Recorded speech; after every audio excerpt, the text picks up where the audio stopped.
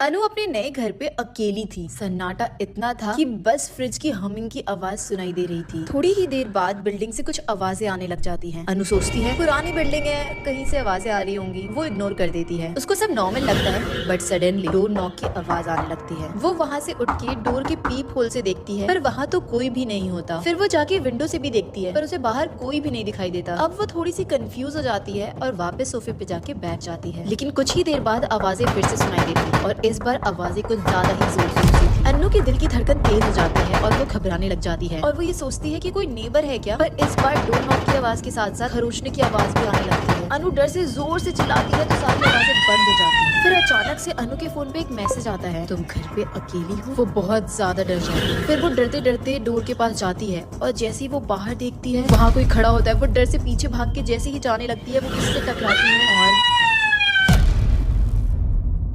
एक बार एक लड़की पेंटिंग कर रही होती है। तभी उसके पेरेंट्स आते हैं और उसे कलर गिफ्ट करते हैं। लड़की अजीब सा फेस बना के कलर ले लेती है। ये प्रिया कुछ अजीब सा बिहेव नहीं कर रही। अरे ये उसकी उम्र है, तुम भी ना फालतू में टेंशन लेती हो। फिर वो लड़की टेबल पे जाके अपनी पेंटिंग कंप्लीट करती है और अपने पापा मम्मी के पास लाके वो पेंटिंग दे देती है। जैसे उसके पापा दूसरी पेंटिंग देखते हैं तो पूछते हैं, बेटा आपने इसमें कलर क्यों नहीं किया? Because she don't like colors.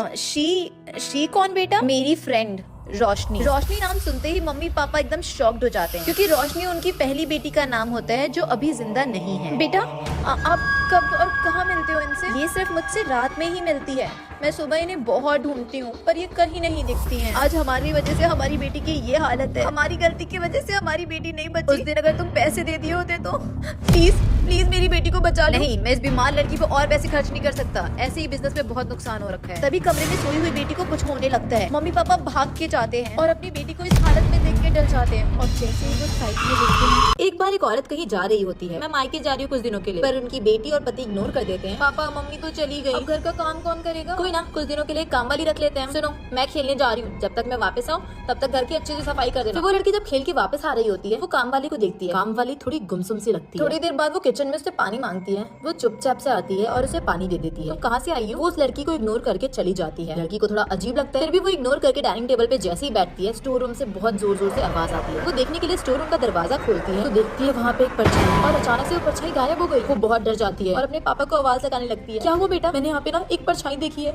मुझे कुछ ठीक नहीं लग रहा। हाँ बेटा, मैंने भी नोटिस किया, जब से काम वाली आई है कुछ ना कुछ गड़बड़ हो रहा है इस घर में। तो वो दोनों उस काम वाली के पास जाते हैं। क्या चल रहा है ये सब? साहब, मैं बिजनौर के घर में काम करने गई और जब मैं वहाँ से लौटी तभी से मेरे पीछे एक साया मंडरा रहा है। ये सुन के पापा और बेटी बहुत डर जाते हैं और पापा बोलते हैं मेरे घर से निकल जाओ, और वो भी अपनी बेटी को लेके उस घर से निकल जाते हैं। फिर पापा और बेटी एक तांत्रिक को लेके लौटते हैं। तांत्रिक कुछ तंत्र मंत्र करता है। अब इस घर की शुद्धिकरण हो गई है, आप अंदर आ सकते हैं। एक बार एक लड़की अपने हॉस्टल आती है। वार्डन उसको उसका कमरा दिखाती है कि ये रहा तुम्हारा कमरा। लड़की जैसे ही कमरे में जाती है, लाइट ऑन करती है, वो एकदम से डर जाती है क्योंकि उसके बेड पे एक लड़की बैठी होती है। तो वो पूछती है, तो तुम यहाँ पे कैसे? मैं तो यहीं पे रहती हूँ। फिर वो सोचती है कि दरवाजा तो बाहर से बंद था, ये अंदर कैसे आई? क्या पता ये मेरी रूममेट हो, मैं भी कुछ ज्यादा ही सोच रही हूँ। फिर वो उसके पास जाती है, उससे दोस्ती का हाथ बढ़ाती है, फ्रेंड्स। फिर वो लोग साथ में मूवी देखते हैं, मेकअप करते हैं और पढ़ते हैं। ये देख के काम वाली को थोड़ा अजीब लगता है। और एक रात जब वो सोने जाते हैं, ओह नो, यहाँ पे तो एक ही बेडशीट है, मैं ना वार्डन से लेके आती हूँ तुम्हारे लिए भी। वो वार्डन के पास जाती है, एक एक्स्ट्रा बेडशीट मिलेगी क्या? तो वार्डन बोलती है, तुम्हारे पास तो बेडशीट थी ना, तुम्हें क्यों चाहिए? मैम